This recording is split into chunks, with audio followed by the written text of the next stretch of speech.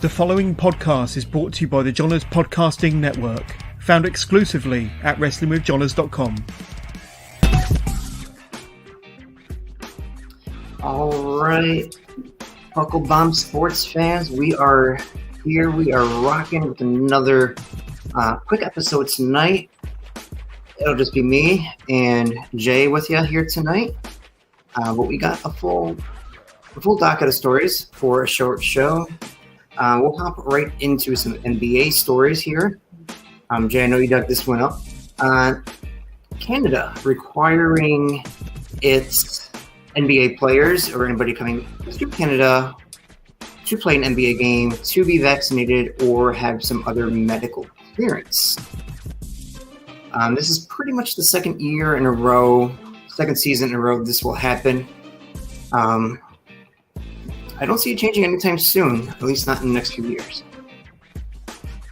Yeah, no, unfortunately, this is what they call that new normal. It's, down here in the States, each state's doing their own thing to kind of prevent COVID. Canada's taking the hard stance of making sure, hey, you're going to be vaccinated to play here, or your team doctor is going to say, yeah, you guys are good to come in, or they're not going to let you in to play in Toronto, which, some people, can have their feelings about it. At the end of the day, I understand that they're trying to take care of themselves, their city. They don't want the teams going in there, and it really does just take one person to start a spread. I mean, that's Rudy Gobert. So, yeah. I think we all remember February 2020, I believe it was, maybe heading into March. That incident. Also, we see Kevin Durant with the Brooklyn Nets once again demanding trade. Just finishing his first year of a 4-year, $200 million contract. Yeah. Brooklyn pretty much kind of in a spot here. What do they do? Do they keep him happy? Try to trade his big, ugly contract? So I guess my question to you is A, what do they do? And B, is Kevin Durant the most toxic player in the NBA right now? What do they do? Easy. Brooklyn needs to find a person that's willing to go all in on Durant. You're going to look for somebody who thinks they're a title contender, but they're missing that one piece. Or you're going to look for somebody who thinks that they're further along than they really are. Key points, maybe the Lakers. Somebody that can give you a lot of compensation back to kind of weigh out that contract. Somebody that'll probably have enough cap to try to hit that contract. Either that or you fold into his demands, get rid of the coaching, get rid of, whoever he doesn't want there. The most toxic player in the league, I'm not going to say yes to that. I mean, he's a superstar player. He's proven it. He's got the skins on the wall, and normally the divas get to dictate how they want to play and where they want to play. Toxic player in the league still, that number one spot goes to Kyrie. I can't give it to anybody else right now. I'm not going to completely disagree, but lo and behold, same team. Same team, and they thought they were going to make it work, and unfortunately, we see what happened. Now, do we see Kyrie playing in Canada next year? I'll be surprised if Kyrie plays at all moving forward. I think after Kyrie took his eat, pray, love little break and is kind of going through all this crazy changes where basketball is not the most important thing in his life, I don't even know if he can still play because he hasn't done it in so long. So I'll be surprised if he puts in any actual work. All right, we'll see how that plays out this season. Let's move into some Major League Baseball news. Trade deadline happening last week. A few big splashes. Nothing. Well, we got the Juan Soto move to San Diego. I think we all kind of said, that's not going to happen. That's not the move that's going to happen. Yeah. Lo and behold, the next day, San Diego's a powerhouse all of a sudden. San Diego made so many trades at the trade deadline. It is unbelievable. They took themselves from being one of, the possible favorites to get into the game, to the All-Star, or not to the All-Star season, but to the World Series, to actually being a leading contender. I mean, San Diego contacted me to see, what Kenny's availabilities. So, oh man, Kenny's actually still he's out there warming that arm up. He's trying to make it to the Dodgers because that's his team. But I don't know. San Diego comes knocking around. I'm sure he'll take that pitch. Yeah, we couldn't work out a deal, so we'll see what happens in the offseason. Oh yeah, you have to contact his managers. That's us at Bucklebomb Entertainment. Mm-hmm. All right. New York City. Since July 1st, we have kind of a tale of two different cities here. Both are projected to be World Series contenders, and both still kind of are. But the Yankees have kind of fallen on the wayside since July 1st. They have a losing record, believe it or not. I believe they're 13-18 or 13-17 since July 1st. First of the year, a 5-game losing streak, and gets swept by the St. Louis Cardinals this weekend. Moved from Brooklyn to the other side in Queens. Excuse me. Mets now have a 6.5-game lead in the NL East after a 5-game set with the Braves and go 4-1. We see DeGrom tie Yu Darvish for the best, for most strikeouts in a 5 2/3 inning start, 12 strikeouts in 5 2/3. And he didn't play. This is his second start, but he was gone for just over a year. And he comes back with that kind of arm. Yeah. So, what are we seeing here with New York? Are we still going to see both New York teams? Let's not forget the Dodgers had the best record in baseball still. Yeah. See, that's a tough one right now because it's like there's a power shift going on in the Subway Series between the New York Yankees and the Mets. Because the Yankees, they started off on fire. Judge has been hitting bombs, but he's gone cold. He's gone a little silent. The team has gone silent. Mm-hmm. For them to be on their first 5-game losing streak of the season, is astounding. But for them to be sub 500 for the first time in a while, that's big.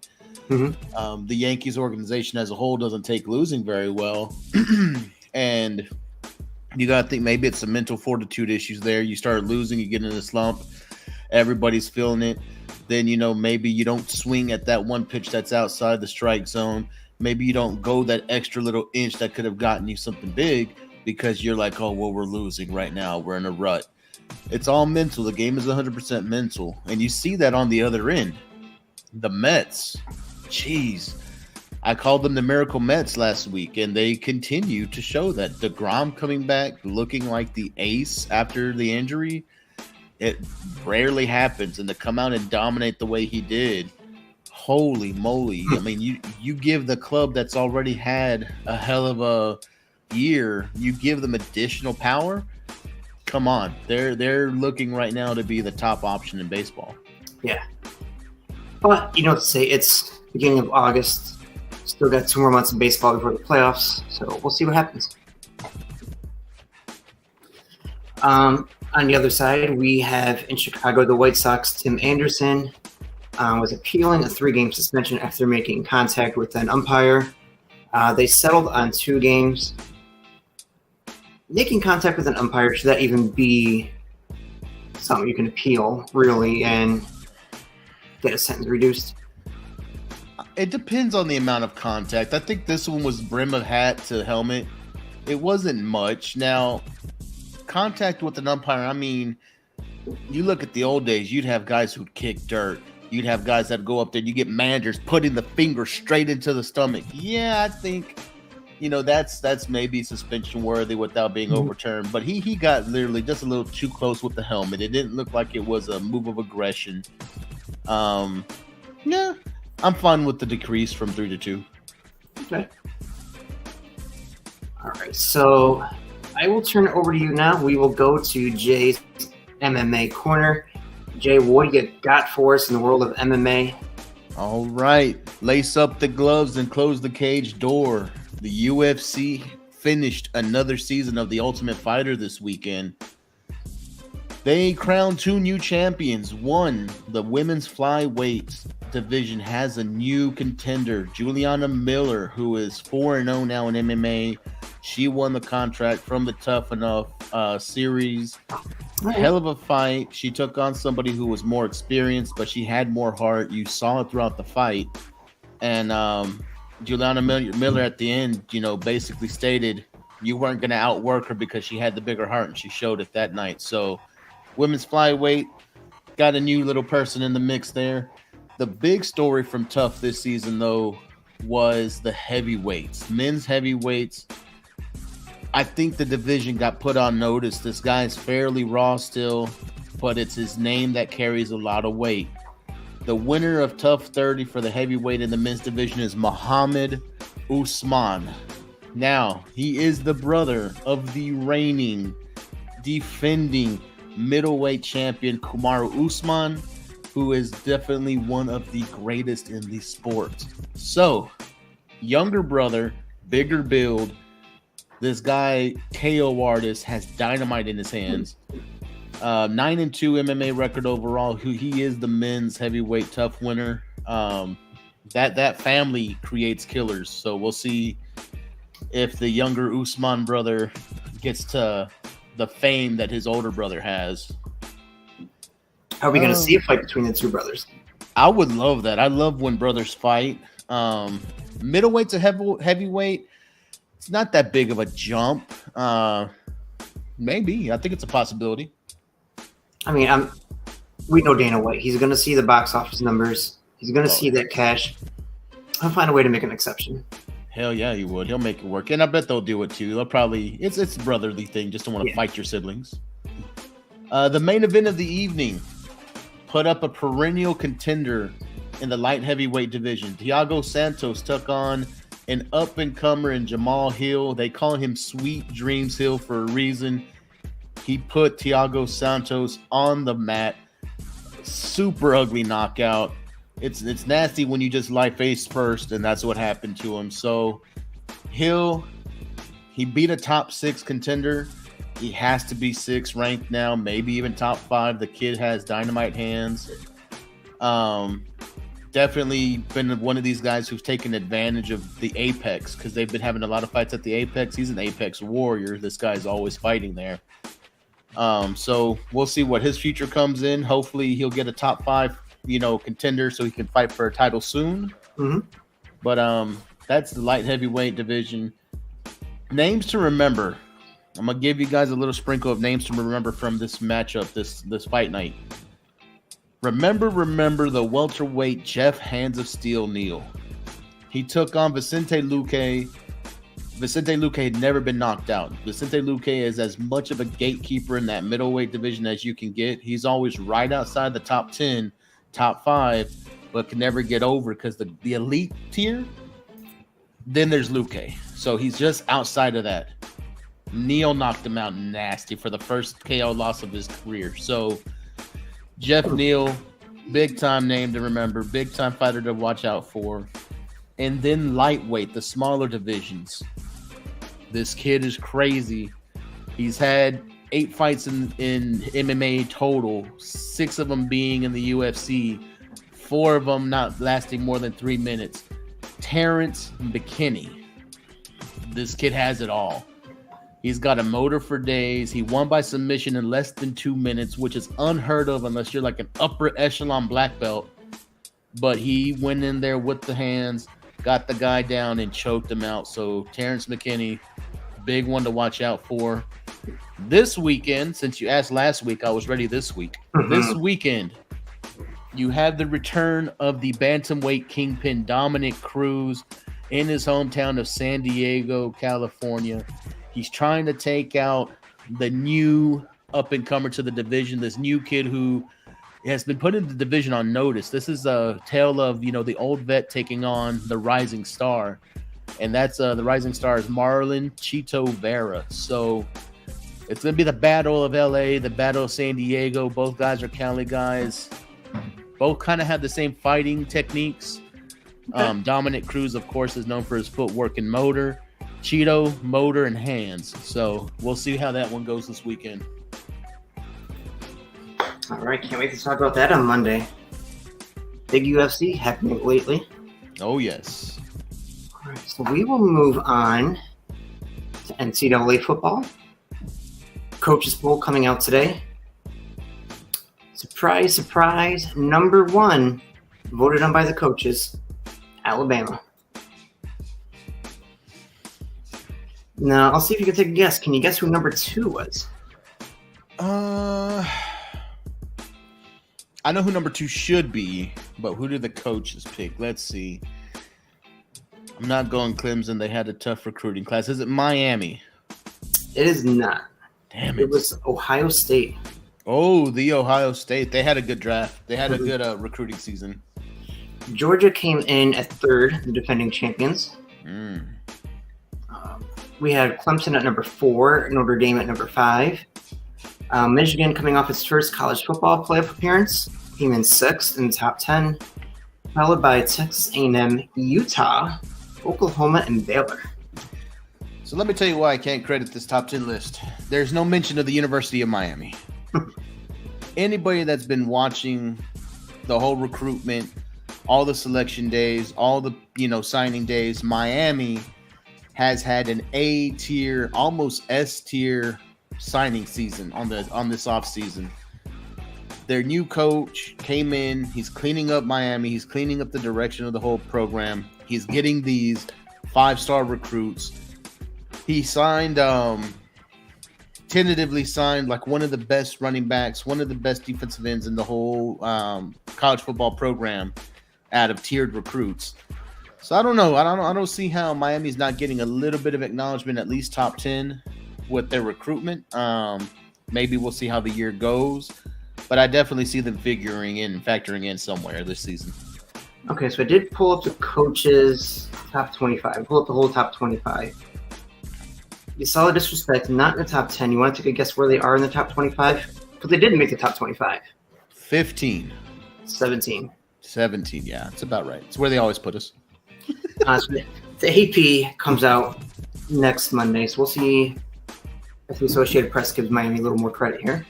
All right. My team, Syracuse, not going to be anywhere near that top 25. We're not a really good team, and we have one of the top 5 ranked toughest schedules this year. So, oh, jeez. Yeah. We might be lucky to get 4 wins this season. Damn.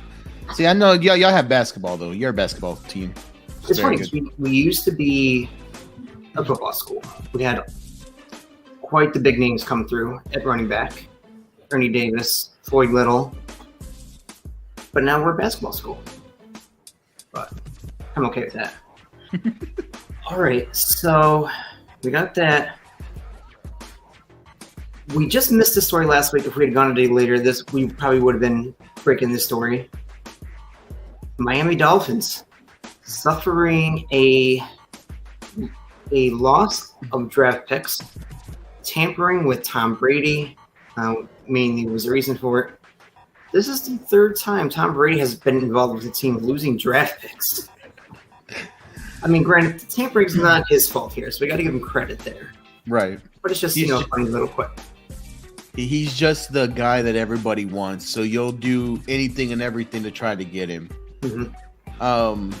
Come on, Miami. You knew he wasn't going to go there. But, you do what you can to try to get that first pitch. Maybe you're the best pitch in his ear. You have Sunshine and, you've got Waddle and some of these other guys that you can build up to say, hey, we could have a good team. But you do it when you're not supposed to.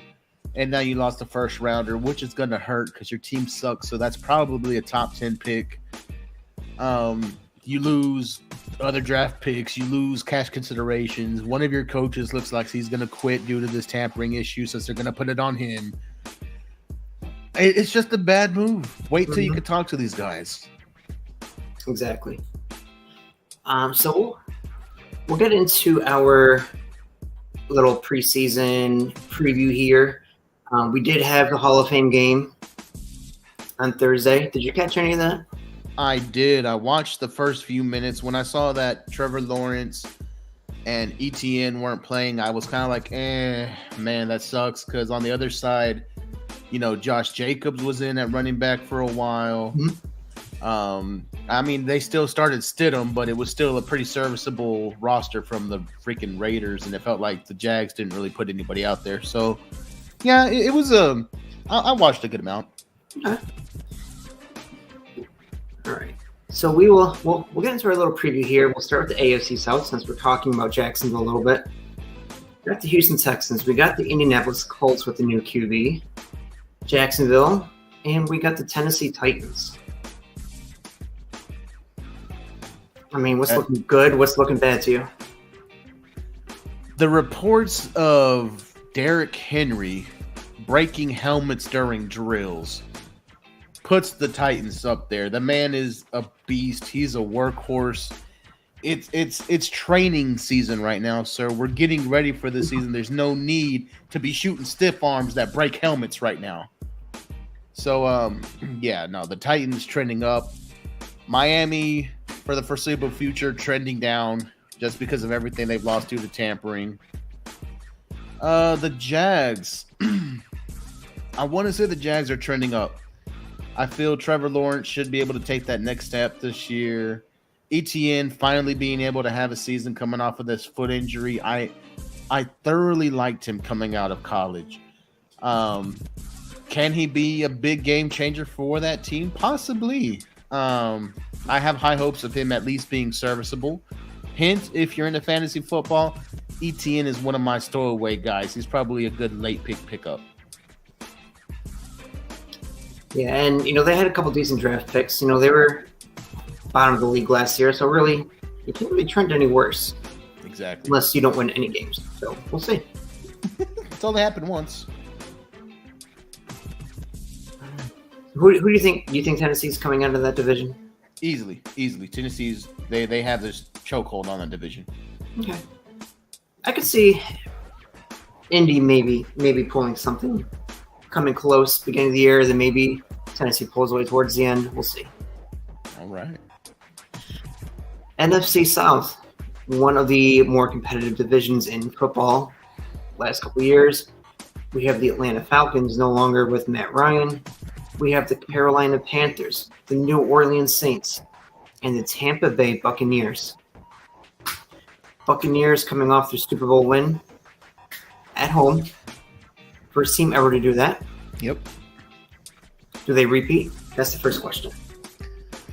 No repeat. Mm-hmm. I mean, this is a tough division. I mean, yeah, because any one of these teams could pull out the division title. Yeah, I mean, I'm looking at the Bucks being one tier unless something horrible happens to them. I see them kind of being the top, but then other than them, it's an 8-8 division. That division has always been you pick them because they've always been either as good or as bad as everybody else. Who's Carolina's new quarterback? That is where we got the quarterback competition between Baker Mayfield and I can't remember the other guy's name all of a sudden. He was the one that won. I believe Baker is the backup. It's Baker and Sam Darnold. Yeah, I think that quarterback competition there is gonna depend on how the rest of the division goes. Because I could see maybe Darnold winning that one. No hate on Baker. I like Baker, but I think Darnold may be a little bit more complete in his overall ability. So as go the Carolina Panthers, that's the way the division will go. If they could put some heat on Tampa Bay, because, I mean, they still have Christian McCaffrey, one of the best running backs in the league, if he's healthy. Mm-hmm. They still have a serviceable offensive line. To me, the Falcons, I think that's the biggest crapshoot right now. I don't like quarterbacks when they're taking over a system, especially when they had Matt Ryan, who I thought was actually a pretty decent quarterback. So I don't like the Falcons this season. The Saints, I think they'll be a hair above the Falcons, but just enough below the Panthers for it to actually matter. I'm going to pull up. Is Bridgewater still the Saints quarterback, or do they replace him? I believe they have Taysom Hill and Bridgewater. They were spelling them last year. Oh, they got Andy Dalton too. Nobody likes red. But he's got experience. He does. He Actually, was our backup for a while. He sucked. I don't see Bridgewater on the roster. I see Winston, I see Dalton, I see Ian Brook. Oh, wow. So it might be a Jameis Dalton party back there. Yeah. We will have to see how that plays out. Still got Marcus Ingram. You know what? I think Saints are going to take the division. Really? Brady does have problems with the Saints usually. He does. So I mean, it's going to be a close division one way or the other. So a Saints question, do you see Drew Brees making a comeback at all? No, he's done. No, I think he's done. I think he's happy being retired. I can see him maybe taking one more year off and moving into a analyst or commentator role. Right. I like it. All right, well, that'll do it for us, minus the Impossible Sports Trivia segment. Are you ready this week? We got an NBA question. All right, I'm ready. Well, not necessarily NBA, but it's basketball. Michael Jordan, we all know he played for the Tar Heels, North Carolina, in college. Was not his team of choice. In fact, he rooted for NC State growing up. But the question is, who did he really want to play college basketball for when he was growing up, and they didn't even try to recruit him? Oh, man. Oh, Jordan. They didn't even try to recruit. So Jordan would have been a kid around the 70s, maybe 80s, early. It could be like late 70s, early 80s. Yeah, it doesn't list when he played college. What I was looking at here. Yeah, because I'm going off of just timelines because when he played. I know he played in the early 90s, and it's kind of when he took off was in the 90s late. Well, so it could have been 70s to...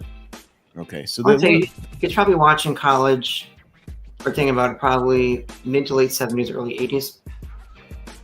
All right. Oh, who was powerhouses back then? There's no... It wasn't Duke, was it? It was not. It was not Duke, okay.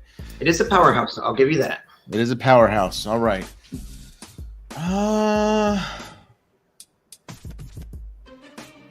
It wouldn't have been Gonzaga, because if it was Gonzaga and he went to UNC, that's like a major slap.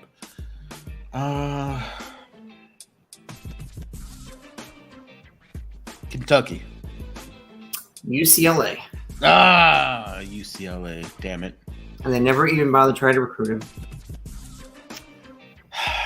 It's a bad move, UCLA. You could have got a sweetheart deal. Mm-hmm. All right. Well, that'll do it for us here today. We will see you guys next Monday night. Have a great night, everyone. Bye, everybody.